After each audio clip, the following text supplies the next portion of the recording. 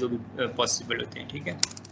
फिर इनेबल ये लेवल्स होते हैं। एक लेवल 0 होता है जहाँ पे आप कुछ भी नहीं कर सकते, जस्ट देख सकते हो। फिर लेवल 15 होता है जहाँ पे आप कुछ चीज़ों को देख सकते हो और उसको कुछ चेंजेस तो नहीं कर सकते, लेकिन कम से कम आप जो है ना, जो आपकी टोपोलॉजी क्रिएट हो जाती है, जो कॉन्फ़िगरेशन होती है, उसको आप लोग चेक कर सकते हो। तो इनेबल मोड के अंदर जब आप चले जाओगे, जब ये स्विच के, अब देखो सिंपल स्विच है, उसके आगे जब हैश का मोड आ जाएगा, यानी कि आप इस लेवल, इस पोजीशन पे चले गए हो कि आपके जो स्विच के अंदर जो कॉन्फ़िगरेशन हुई हुई है, जो टोपोलॉजीज वगैरह, या जो चीज़ें भी आपकी नेटवर्क के अंदर बनी हुई हैं, उनको आप देख सकते हो, ठीक है। तो वो जैसे उसके लिए आपने लेट्स सपोज सिंपल शो कर देना है इस VLAN, ये इसका प्रिविलेज मोड होगा जी, या खाली शो VLAN करना। तो ये आपके पास 1 मिनट, शायद कॉल एंड हो गई है हमारी, 10 मिनट्स नहीं भी, हम लोग दोबारा कॉल कर लेंगे, कुछ नहीं।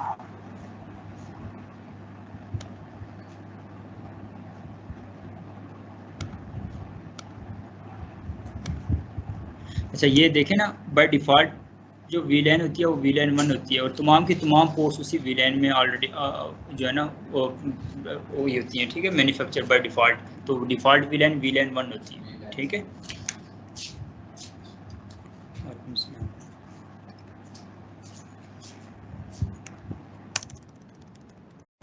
उसके बाद नेक्स्ट हमारे पास होती है कॉन्फ़िगरेशन टर्मिनल।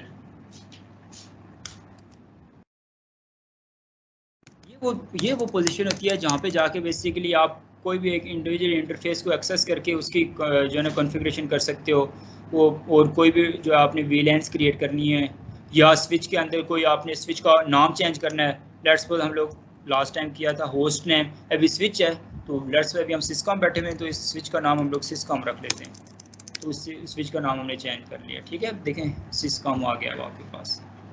इस तरह से उसको कोई पासवर्ड देना हो, उसके अंदर टेलनेट SSH को इनेबल करना हो, या फिर कोई भी किसी भी तरह की कॉन्फ़िगरेशन करनी हो, तो इस मोड के अंदर आपके पास होगी जा, ठीक है। ये थोड़ा सा बताना मकसद था।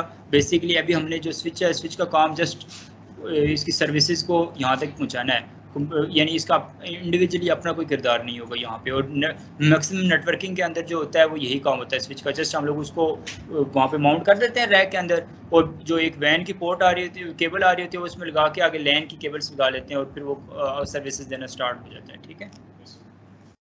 तो अभी हम सर्वर को, आज हमने देखना है बेसिकली सर्वर को। तो सर्वर में बेसिकली देखें, सर्वर ऑलरेडी उसकी जो पोर्ट होती है इथरनेट की, जैसे मैंने कहा एंड डिवाइसेस जितने भी हैं उनके अंदर इथरनेट की एक ही पोर्ट होती है, तो सर्वर भी बेसिकली आपके एंड डिवाइसेस के अंदर आता है, ठीक है। तो ये अपनी एक पोर्ट के साथ अटैच है स्विच के साथ। अब सर्वर के अंदर हम लोग जाके इसकी जो है ना, सबसे पहले डेस्कटॉप पे जाएंगे, तो सर्वर की एक अपनी IP देंगे बेसिकली सबसे पहले, ठीक है। तो यहाँ पे हम लोग लिख भी लेते हैं 192.168.0.1। लेट्स सपोज हम लोग इस सर्वर को IP देते हैं। अब इंडिविजुअली कोई भी आपने टोपोलॉजी अपनी जब बनानी हो, तो जैसे आप C++ के अंदर या बाकी लैंग्वेजेस के अंदर जब आप कर रहे होते हैं कोडिंग, तो वहाँ पे आप कमेंट्स को यूज़ कर लेते हैं अपनी जो होती है कोडिंग को इजी और बाद में अंडरस्टैंडेबल बनाने के लिए। तो यहाँ पे उसी तरह से ये आपके पास अवेलेबल है कि कोई भी आपने चीज़ यहाँ पे जहन में रखनी है, कोई IP दी है, वो इंडिविजुअली आप उन डिवाइसेस के ऊपर क्लिक करके तो उनकी IP अगर स्टैटिक दे रहे हो तो दे सकते हो, या कोई भी किसी चीज़ को। अब जैसे हमने स्विच को नाम दिया सिस्कॉम का, तो यहाँ पे हम लोग लिख लेते हैं साथ के स्विच का नाम जो है सिस्कॉम है, ठीक है। इस तरह से आप कोई भी कर सकते हो।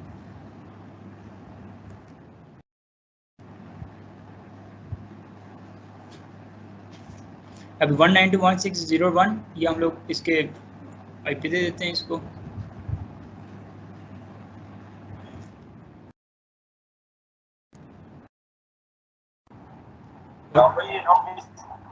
कोई भी IP कर सकते हैं, सॉरी दे सकते हैं किस तरह? जी कोई भी IP आप दे सकते हैं जी हाँ, नहीं कोई भी आप IP इसमें दे सकते हो। आपका काम है, सर्वर कहीं पे भी आप यूज़ होता है ना, तो उसके अकॉर्डिंगली आपके यहाँ पे, इसलिए इनको रीनाउंड IP है, लोगों को पता है इस IP का यहाँ पे ज़्यादातर, और ये फ्रेंडली है इस IP के साथ, तो इसलिए मैं ये दे रहा हूँ। आप कोई भी IP दे सकते हो, और उसी की रेंज की और उसी नेटवर्क की जो बेसिकली बाकी जो IPs होंगे इस सर्वर के आगे जो होस्ट लगे होंगे, उन होस्ट को मिलेगी, बस ये फ़र्क है, ठीक है।